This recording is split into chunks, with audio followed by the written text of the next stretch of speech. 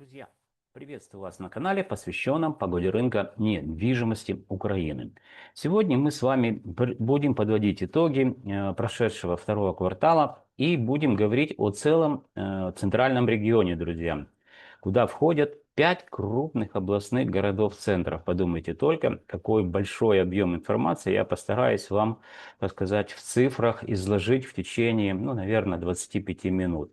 Итак, мы будем говорить, конечно же, о городе Киеве, будем говорить о городе Черкассы, о городе Житомире, о городе Крапивницком и о городе Винница. Все эти 5 крупных областных городов-центров именно и составляют центральную часть Украины, то есть центральный регион.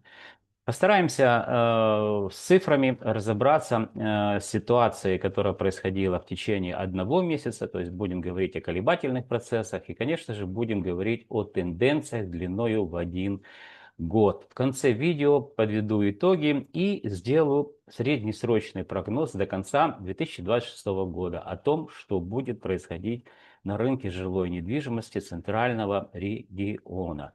Друзья, смотрим подготовленный мною материал через призму времени и цифр, как я люблю говорить, благодаря статистическим данным, которые мне любезно предоставляет компания Olymp Consulting, попробуем совместно с вами разобраться с теми процессами, которые я наблюдал. На первом слайде будем говорить о колебаниях длиной в 1 месяц, то есть период сравнения будет май-июнь 2026 года. Итак, давайте начнем, так сказать, с карты. Под каждым городом мы видим, друзья, легенду карты. Это основные характеристики, которые, собственно говоря, или показатели, наверное, так, да, которые характеризуют состояние рынка недвижимости на конец июня 2026 года. Начнем с города Житомира. Итак, друзья, население, смотрим вот здесь, видите, вверх. Это что у нас? Ну, Житомир, да, Житомир, Винница, Житомир.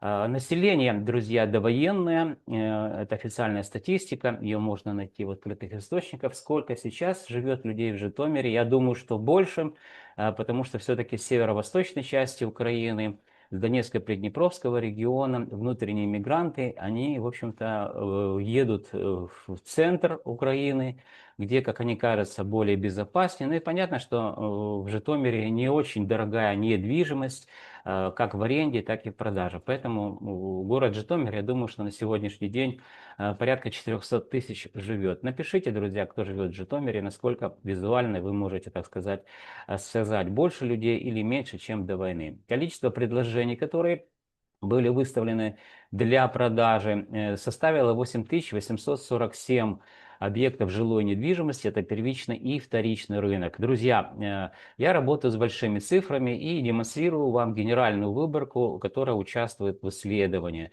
Значит, с помощью программного обеспечения Olymp News, на которое у меня есть авторское право и патент, естественно, я работаю вот с такими большими данными, цифрами. Это позволяет мне достаточно четко и точно ориентироваться с теми процессами, которые я вижу. То есть это исследование, которое репрезентативное, видим, да, выборка, то есть там больше 2000 объектов, это уже считается репрезентативно. А если 8000, ну о чем тут говорить? При этом я применяю научный метод классификации, данная выборка еще и однородная. Еще раз повторюсь, это позволяет мне в целом видеть картинку процессов, которые происходят на рынке недвижимости Украины. Итак, традиционно желающих продать на 1,7% больше людей, чем желающих купить. В городе, напоминаю, Житомир. Дальше. Переходим к стоимостным показателям. Социальное жилье, вторичный рынок. Буду говорить только в процентах. Здесь снижение минус 0,18%.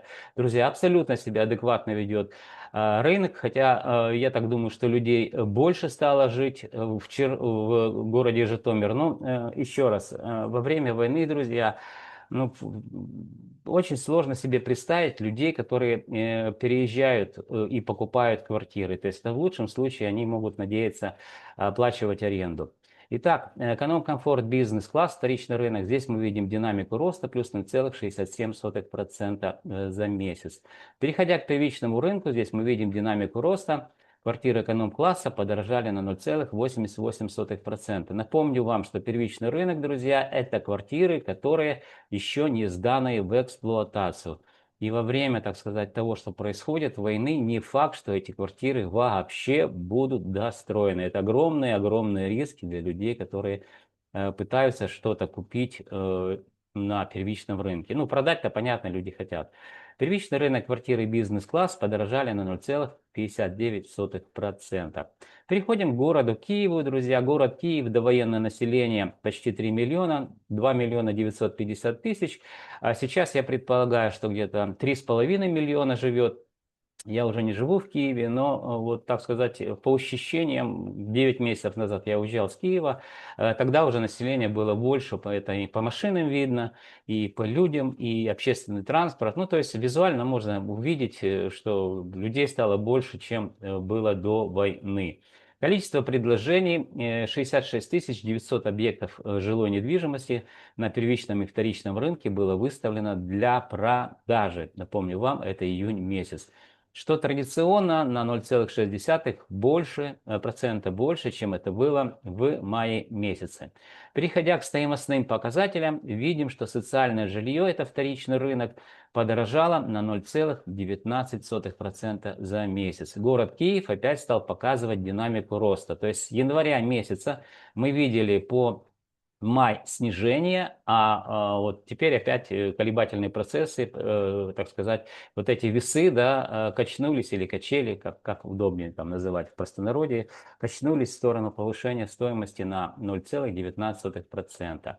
Вторичный рынок эконом-комфорт бизнес-класс вырос на 0,14% за месяц. Первичный рынок эконом-класс, друзья, это квартиры не сданные в эксплуатацию. Вот здесь наоборот мы видим снижение минус 0,12%. Первичный рынок комфорт бизнес-класс подешевел также на 0,12%. Ну и первичный рынок элитный класс подешевел на 0,07%. Друзья, давайте очень кратко попытаюсь вам рассказать, чем отличается первичный рынок от вторичного. Ну, вторичные это квартиры, которые эксплуатируются, в них можно заехать. Вторичный рынок также продается, друзья, за доллары или за евро. В договоре купли-продажи, естественно, пишется цифра, которая соответствует гривне, привязанная к курсу. А вот на самом деле люди передают друг другу деньги, это доллары или евро. Это кто бы из юристов в последнее время очень модно, они любят говорить, что там как надо правильно рассчитываться. Друзья, вы, наверное, не покупали квартир, поэтому говорите абсолютные глупости. Приходят люди с чемоданчиком денег или с кулечком денег и передают друг другу у нотариуса, проверяют это все. Нотариус, естественно, при сделке не присутствует, находится в другой комнате. Но по факту подписывает договор купли-продажи все стороны и расходятся счастливы. Поэтому первичный рынок, то есть вторичный рынок, это только за доллары продается или за евро, и это квартиры, которые уже в эксплуатации, можно заезжать и жить. Первичный рынок, друзья, это квартиры, которые не построены, и первичный рынок, друзья, все договора купли-продажи, которые на самом деле это не договора купли-продажи, инвестиционные договора или там ценные бумаги, каждый застройщик придумывает свой, так сказать, схематоз, ну, смело назову это так, там, где присутствует также в гривне, стоимость квадратного метра в гривне. И, естественно, люди в кассу платят уже гривни. Вы можете доллары поменять на гривну и гривну занести в кассу застройщика и, в общем-то, получить чек, что вы заплатили там за какую-то одну часть или полностью проплатили деньги за будущие квадратные метры. То есть существенное различие, вы уже это услышали. При этом все, что касается гривны, гривна обесценивается, посмотрите на курс доллара, вам станет все понятно, прозреете, да? Поэтому с учетом того, что стоимость квадратного метра на первичном это в гривне, гривне обесценивается, значит, что дорожают за обесцененные гривни можно купить меньше кирпичей, дорожает электричество, все дорожает, плюс работы людей, которые работают, строителей. Поэтому стоимость должна увеличиваться, наоборот, расти в гривне. Но мы видим, друзья, что здесь вот некую аномалию, что первичный рынок, ну, это колебательные процессы, показал нам снижение за месяц, а вторичный рынок, где все в долларах, здесь небольшой динамика роста. Дальше переходим в город Черкассы, друзья. Город Черкассы, население 279 тысяч. Сейчас я думаю, что здесь население больше живет, где-то порядка, наверное, 350. Ну, кто живет в Черкасах, напишите мне. Количество предложений, которые были зафиксированы мною и компанией Alim Consulting, квартиры выставлены для продажи 9500, что на 1,1% больше, чем в мае месяце. Ну, это традиционно. Желающих продать больше, чем желающих купить. Социальное жилье, вторичный рынок подорожал на 0,49%. Эконом-комфорт, бизнес-класс, это также вторичный рынок подорожал на 0,66%. Ну и переходя к первичному рынку, мы видим, что первичный рынок эконом-класса подорожал на 0,44%. И квартиры на первичном рынке, которые комфорт-бизнес, та же самая положительная динамика, то есть динамика роста на 0,61%. Итак, очень быстро. Житомир показал нам в социальном жилье снижение, все остальные, так сказать, классы рост. Город Киев показал рост по всем сегментам, по вторичному рынку, а по первичному рынку снижение. Город Черкассы показал рост по первичному и вторичному рынку. Более подробно еще раз можете остановить слайд и посмотреть. Город Крапивницкий, друзья.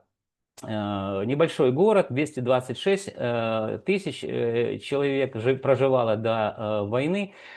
Сейчас я вот не знаю, если честно, город небольшой, население небольшое, и все-таки он ближе к северо-восточной части или Донецко-Приднепровскому региону. То есть я думаю, что население здесь ну, вряд ли увеличилось, хотя кто живет в городе Крапивницкий, это бывший Кировоград, напишите, мне будет интересно.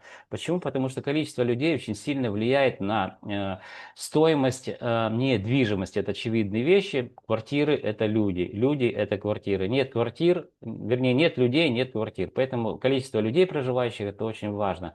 Люди влияют на, так сказать, рынок недвижимости, это однозначно. Количество предложений, друзья, видим, в июне месяце 7650, что на 0,9% больше было, чем в мае месяце. То есть традиционно продается больше, чем покупается.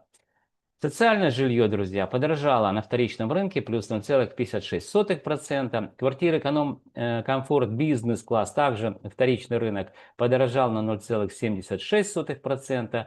Первичный рынок, эконом-класс, квартиры подорожали на 0,41%.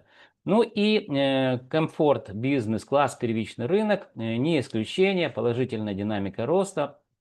То есть мы видим рост плюс 0,29% в течение месяца. Крапивницкий по первичке, по вторичке, друзья, что он показал динамику роста. И последний город Винница, ну, прямо, вот смотрите, центральный, даже весь центральный регион на карте, да, это центр Украины, а город Винница, он прям совсем вот в центре так, да. И что мы видим? Население 370 тысяч. Я думаю, что тут 500 тысяч, это, а то и больше сейчас живет. Напишите, кто в Виннице живет. Количество предложений, друзья, которые были зафиксированы мною компанией Alim Consulting. Квартиры выставлены для продажи 12 300 объектов жилой недвижимости, первичный, вторичный рынок, что традиционно на 1,2% больше, чем это было, друзья, в мае месяце. Социальное жилье, вторичный рынок подорожало на 0,35%. Эконом-комфорт, бизнес-класс, также вторичный рынок, рост плюс 0,21%. Первичный рынок, квартиры эконом-класс подорожали на 0,17%. Ну и первичный рынок, комфорт, бизнес-класс подорожали на 0,20%. Итак, подводя итоги, обращаю ваше внимание, вот здесь таблица экселевская, здесь в целом по региону. Проговаривать уже цифры не буду. На примере класс социальное жилье видим, что среднее арифметическое число, как оно считается, вы знаете, по целому региону это $692 за квадратный метр. Сравнивая с маем 2026 года, $690 за квадратный метр, видим за один месяц небольшую динамику роста. 0,26%, и индекс положительная единичка, запятая 0,03. Обратите внимание, только в одном городе, в городе Житомир, мы видим незначительную динамику снижения, минус 0,18%. Кстати, Житомир показывает уже практически 4 месяца динамику снижения.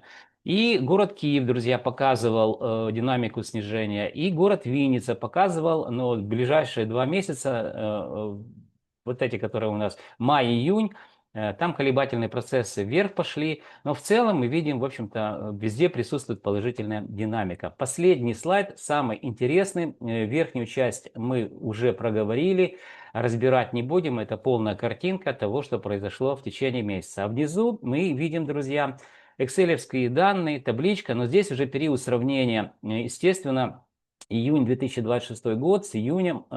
Здесь я прошу прощения, я не исправил просто этот самый, как он называется, данные, но это соответствует действительности, то есть это июнь 2025 года. Торопился, не исправил, извините. Итак, в гривне курс Национального банка, вот есть, да, есть цифры в гривнах. Ну, на самом деле, напомню вам, вторичный рынок, это класс социальное жилье, здесь все продается в долларах. Итак, среднее арифметическое число. Мы видим, что, друзья, 692 доллара за квадратный метр, июнь 2026 год. Что было в июне 2025 года? Здесь забыл поменять цифру, извините. 690 долларов за квадратный метр. Итого мы видим, что в течение одного года динамика роста незначительна по всему региону, плюс 0,26%. То есть индекс положительный, единичка, запятая 0,03. Друзья, немного саморекламы. Расскажу вам, что такое индекс. Индекс – это макроэкономический показатель, который характеризует, как меняется стоимость квадратного метра в целом регионе в течение одного года. На примере 692, показываю, как надо его считать. Делим на 690, получаем вот эту динамику положительного роста незначительную, 0,26%, или же положительный индекс единичка 0,03. Друзья, меня смотрят, я знаю, фокус-группа людей, которые работают в финансовых учреждениях, это управление по рискам или риск-менеджменту. Данные специалисты знают хорошо, как меняется стоимость денег во времени, а я один из немногих знаю, как меняется стоимость недвижимости во времени. Синергия наших знаний совместная, в общем-то, поможет и в вашем сложном бизнесе, и мне заниматься наукой и развиваться дальше также компанией Alim Consulting. Для того, чтобы меня найти, Вайбер, телефончик можете в описании канала есть. Созвонимся, спишемся, составим техническое задание и под всю недвижимость, которая находится в кредитном портфеле вашего банка, под которую ваше финансовое учреждение выдало какие-то финансовые средства. Я и компания Alim Consulting будем делать ежеквартально, мы это делаем ежеквартально, делать исследования, где вы будете видеть, как меняется стоимость недвижимости, под которую ваше финансовое учреждение выдало финансовые какие-то средства. То есть это очень для вас архиважно, чтобы учитывать, опять же, риски, которые присутствуют в вашем бизнесе. Итак, друзья, звоните, узнаете, можете, кто такой Андрей Гусельников, компания Alim Consulting. Кстати, искусственный интеллект вполне корректно дает информацию обо мне.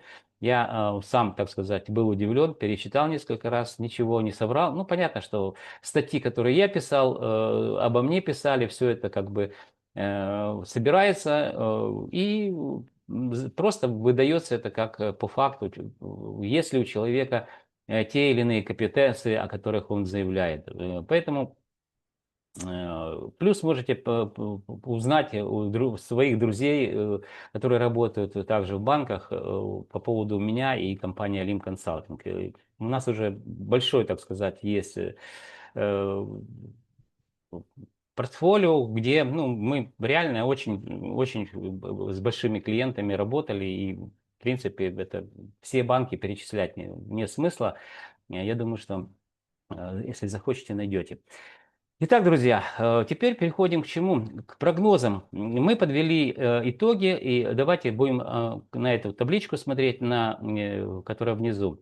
Видим то, что по факту незначительная динамика роста 0,26%. Друзья, и все-таки я предполагаю, используя своих, давайте сейчас, как она называется, Нет, пускай будет. Используя в своих исследованиях методологию научную, применяя метод многофакторного анализа, где уже смотрю, что происходит в том или ином регионе. Это есть показатели в открытом доступе, называется внутренний валовый региональный продукт. Как по городу Киеву есть, как по Винницкой области, как по Житомирской, Черкасской и Крапивницкой, естественно.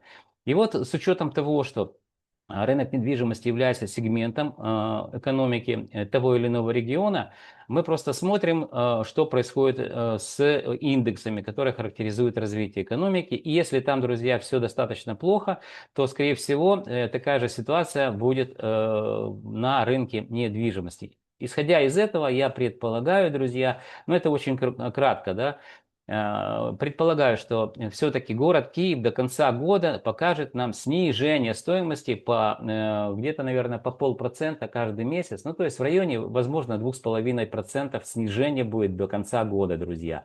До конца года осталось еще 6 месяцев.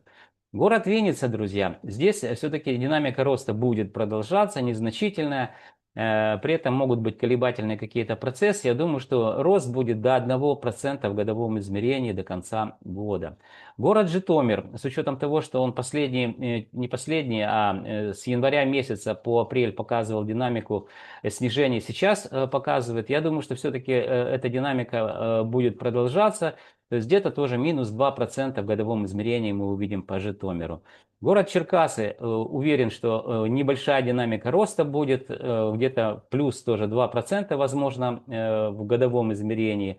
И город Крапивницкий, здесь все-таки будет динамика снижения. Почему? Потому что это город или Кировоградская область, она наиболее удаленная от центра. Ну, вы видите даже вот по карте, ближе к северо-восточной части или Донецко-Приднепровскому региону, откуда идет война. Здесь будет снижение где-то может 1,5%. И в целом мы по региону, друзья, увидим где-то снижение может быть 1,5% в целом, если посчитаем все здесь. То есть вот такие вот несложная такая вот прикладная математика, друзья. Ну а теперь с учетом того, что я рассказал о том, что было в течение года, то есть ретроспективу показал вам, что на сегодняшний день происходит на рынке жилой недвижимости. Не случайно мой канал называется «Погода рынка недвижимости». То есть я фиксирую эту погоду каждый день, естественно, каждый месяц. И даже попытался предположить, что будет до конца года. Пришло время, друзья, прощаться. Не забывайте подписываться на мой канал, ставить лайки, дизлайки данному видео.